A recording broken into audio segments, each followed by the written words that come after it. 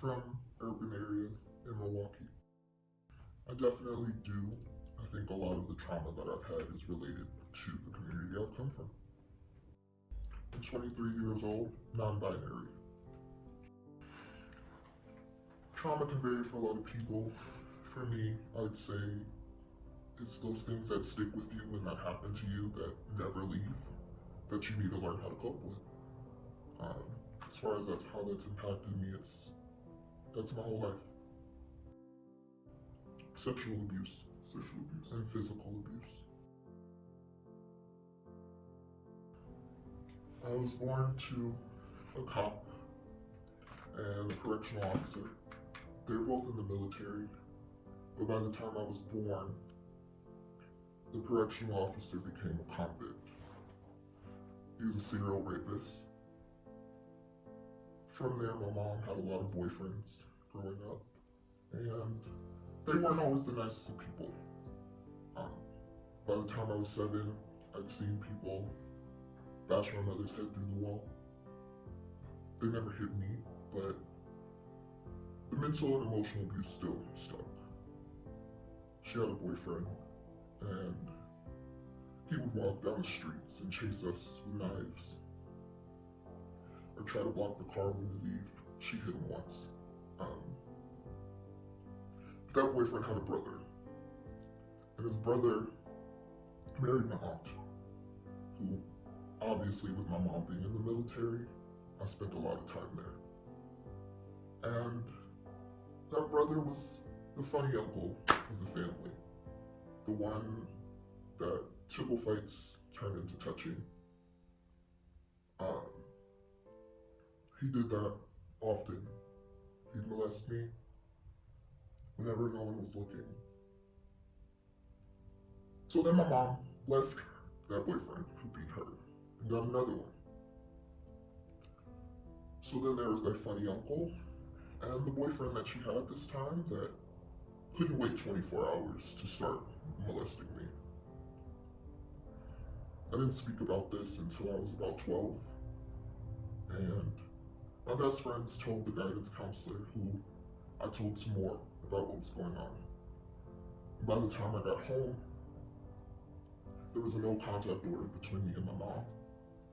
They tried to get her for neglect, since they couldn't get her for my dad's crimes. She sent me to my grandmother's house, and CPS wanted to take me into foster care. So, being the mother that she is, she put me on a train in the middle of the night and sent me to Arizona to live with my sister. And she was like my second mom. She's 14 years older than me. And when I got there, I explained everything that had happened. No one believed me. The only way to get the charges dropped for my mother was to take the statement back and pretend like nothing ever happened. And so when I got to Arizona, my sister said, as long as you're with me, you'll be protected. Until she got a boyfriend. And for the first year, it was like I had the dad I never did.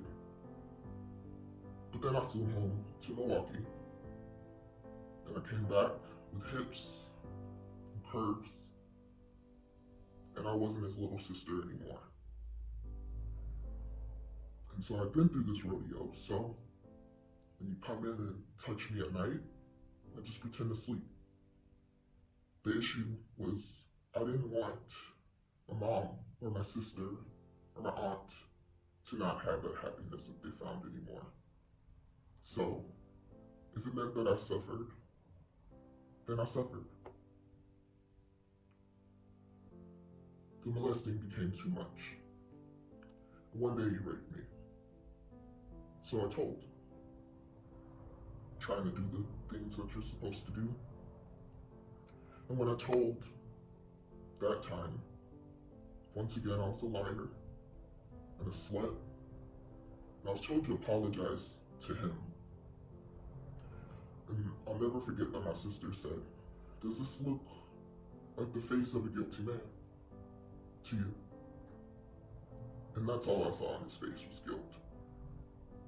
She rushed off and married him by the end of that weekend, and I was back on a plane in Milwaukee. When I came back to Milwaukee, I was in a school halfway through. No one liked me.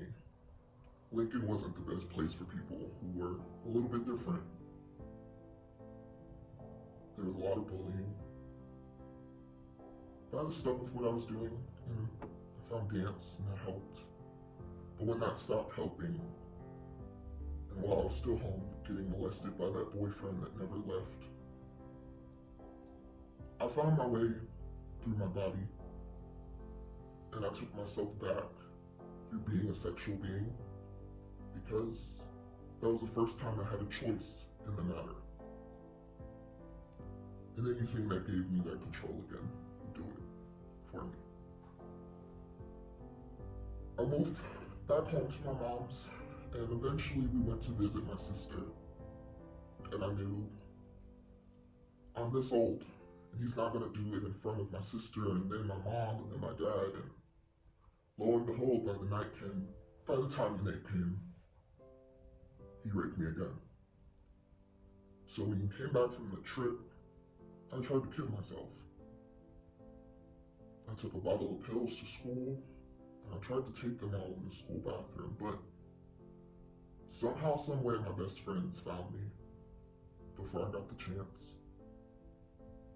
They saved my life. And I know you're supposed to say no when things like that happen, or fight back, or do something. I didn't know yet, until now, that I developed a lot of mental health issues from that. I got anxiety, PTSD, bipolar disorder, and then the reason why I couldn't say no was borderline personality disorder. I realized that all the trauma caused me to disconnect from my own body. I couldn't feel feelings anymore. And I know that was my brain's way of trying to protect me, because every time something would happen to me, I'd block out, and I'd feel nothing. And that helped, till it did. So now I'm here, trying to fix it, trying to unlearn everything that I learned. I don't blame anyone. I think that's the community I grew up in is the same one they grew up in, and it wasn't any good for them. I'm just unpacking my own shit. So that's where I'm at. How has your healing journey been, if there has been one? It's been tough. I've been in therapy since I got back. The first time I didn't trust it. The therapist that I saw waited until the last session to hypnotize me and try to get me to convince them that I was lying. So that was tough, and I didn't want to go back to therapy after that, because the truth came out even with hypnosis. But when I was 18, I needed to take that back. I wanted to have a family, and I didn't want to screw them up just like I was, so I got back into therapy, and then I got out, and then I got in, and then I got out. And now I'm here again, trying to shuffle through all the things that I didn't know were wrong or couldn't remember. That's what healing looks like for me. Any word of advice for someone going through a similar situation? I'm not gonna say no or fight back. Sometimes it's not always realistic. What I will say is that the only thing that matters is how you feel at night and how you feel when you leave this earth. So whatever you need to do for yourself to feel better, put that first. No one else's happiness matters more.